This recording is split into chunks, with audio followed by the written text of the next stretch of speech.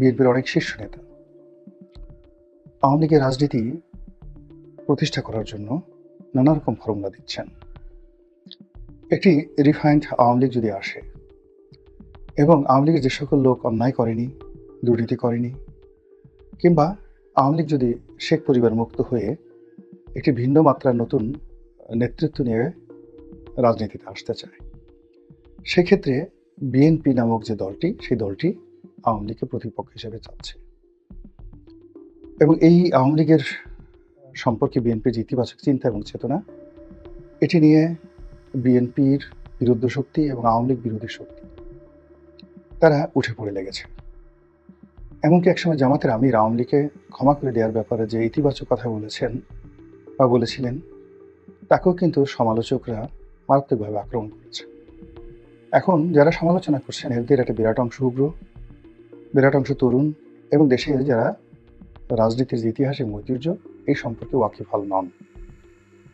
আওয়ামী লীগের সৃষ্টি, আওয়ামী লীগের অস্তিত্ব, আওয়ামী লীগের নীতি এবং আদর্শ এবং আওয়ামী লীগের যে বিশাল ভোট ব্যাংক রয়েছে, সেই ভোট ব্যাংকের যে কার্যকারিতা কিংবা তাদের শূন্যতা কিংবা তাদের অসহযোগিতার কারণে পুরো রাজনৈতিক অঙ্গনে নতুন একটি ফ্যাসিবাদের জন্ম হতে পারে, অনায়াসে সামরিক শাসন চলে আসতে পারে এবং পুরো রাজনৈতিক কৃষ্টি এবং কালচার ভ্যানিশ হয়ে যেতে পারে।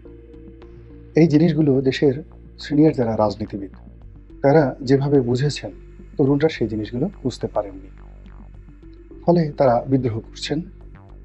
এটি আমি তাদের কোনো অন্যায় দেখছি না।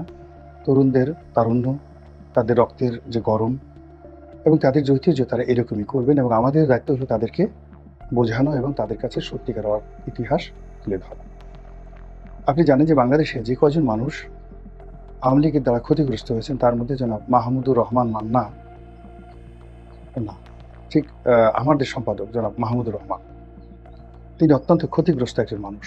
মাহমুদুর রহমান মান্নাও ক্ষতিগ্রস্ত মানুষ, জামাতের আমির ক্ষতিগ্রস্ত মানুষ, রুহুল কবির রিজভী ক্ষতিগ্রস্ত, আমি নিজে আওয়ামী লীগের এমপি হওয়া সত্ত্বেও মারাত্মকভাবে ক্ষতিগ্রস্ত, অপমানিত এবং লাঞ্ছিত আওয়ামী লীগ। জনাব ফজলুর রহমান, তিনিও আওয়ামী লীগ জমানাতে মারাত্মকভাবে ক্ষতিগ্রস্ত। কিন্তু আমরা তারপরেও কেন অনেকেই আওয়ামী লীগের রাজনীতিতে ফিরে আসার ইতিবাচক কথা বলছি? এই বিষয়গুলো আপনাদেরকে বুঝতে হবে। আপনাদের কি মনে হয় শেখ হাসিনা ফিরে আসলে আমাদেরকে সুযোগ দেবে? প্রশ্নই আসে না।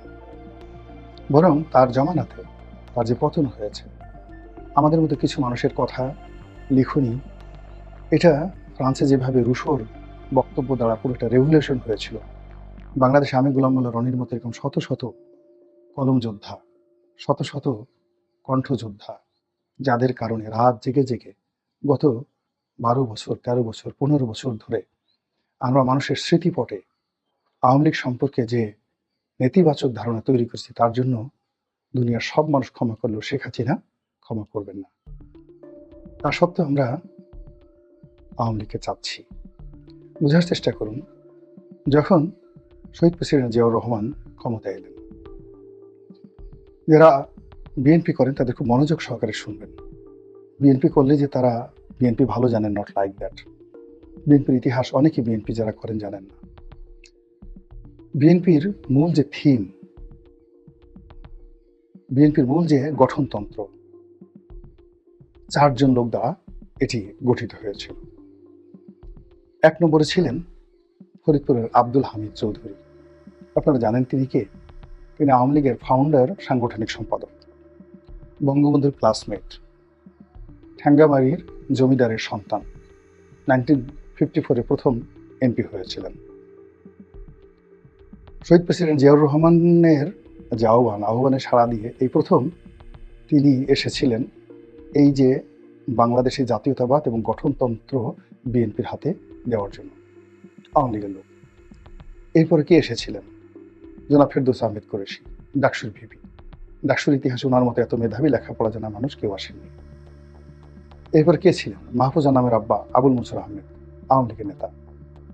সাবেক প্রধানমন্ত্রী, যুক্তফ্রন্টের প্রধানমন্ত্রী আতাউর রহমান, আওয়ামী লীগের নেতা। কে মুবাইদুর রহমান, আওয়ামী লীগের নেতা। মওদুদ আহমেদ, আওয়ামী লীগের নেতা। শাহ মুয়াজ্জেম, আওয়ামী লীগের নেতা। এর বাইরে সিরাজুল আলম খান, তারপর আসাম আব্দুর রব, শাহজাহান সিরাজ, এরপর আরো অনেকে। আমি এই মুহূর্তে নামগুলো যদি বলতে যাই এরকম শত শত নাম বলতে পারবো।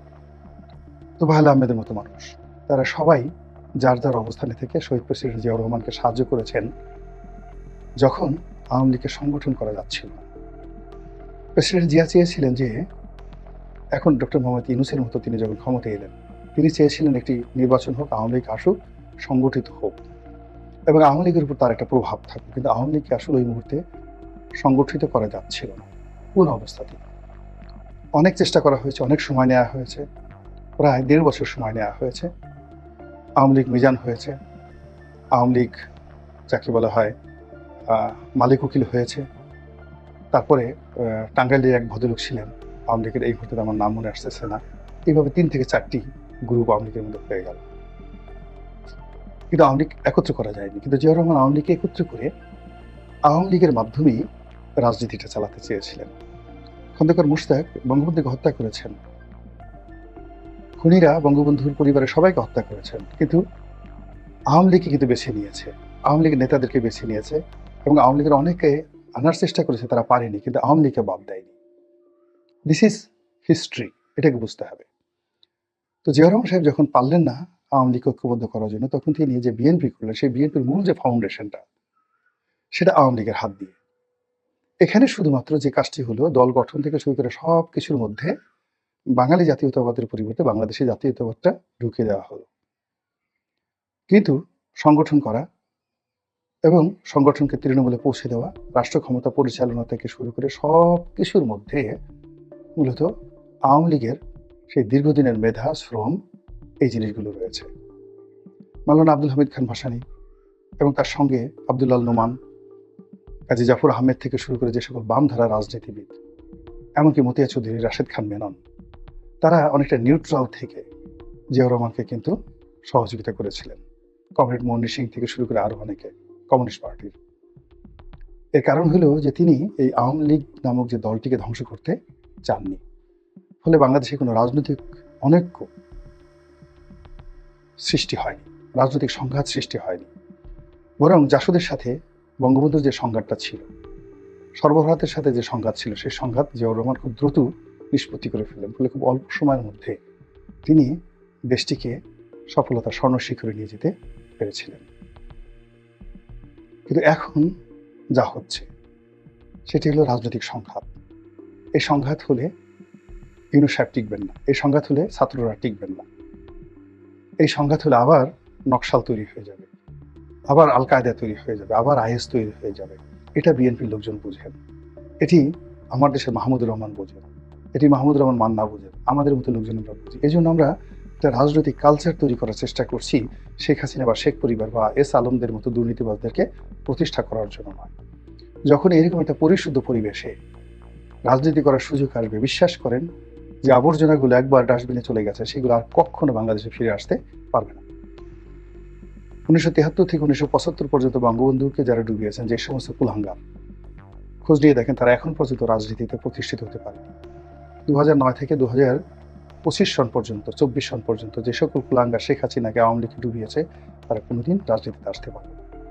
কিন্তু এদেশের রাজনীতি যদি টিকিয়ে রাখতে হয়, অবশ্যই অবশ্যই আওয়ামী লীগকে লাগবে।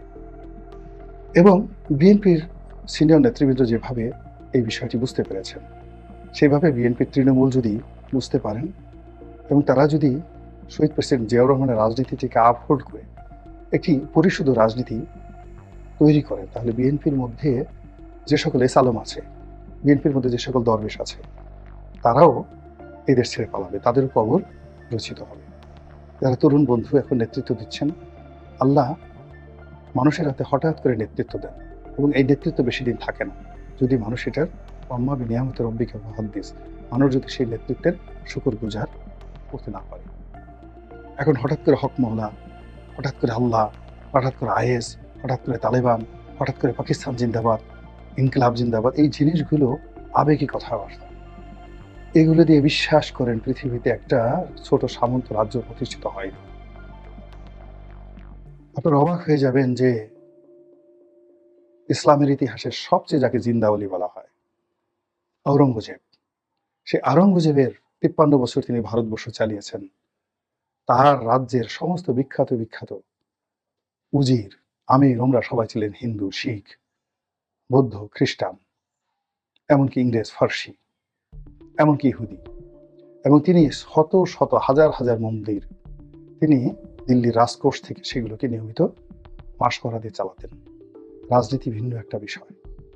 কাজে এখানে অমুকের কল্লা কাটো, অমুকের রক কাটো, অমুকে নিষিদ্ধ করো, অমুকের লাথি মারো, অমুকের বাসা আক্রমণ করো, অমুকে শেষ করো, একটা রাজনৈতিক মেধা, একটা নেতা তৈরি করতে ৫০ বছর সময় লাগে, আর শেষ করতে মাত্র ৫ মিনিট সময় লাগে। এই বাংলাদেশ আলটিমেটলি শেখ হাসিনার কারণে নেতৃত্ব শূন্য হয়ে পড়েছে। ২১ আগস্টের গ্রেনেড হামলার কারণে অনেক নেতৃত্ব শূন্য হয়ে পড়েছে। 111-এর কারণে অনেক নেতৃত্ব শূন্য হয়ে পড়েছে। এখন যদি ইউনূসের জমানাতে আবার নেতৃত্ব শূন্যতার কবলে পড়ি, এই ধকল আমরা সহ্য করতে পারব না। কাজেই কাম অ্যান্ড কোয়াইট, শান্ত হন, শান্ত হন এবং নতুন করে চিন্তা করুন, ভাবুন দেশটা নিয়ে। যদি জানেন তর্ক করুন, যদি না জানেন শিক্ষা নেওয়ার চেষ্টা করুন।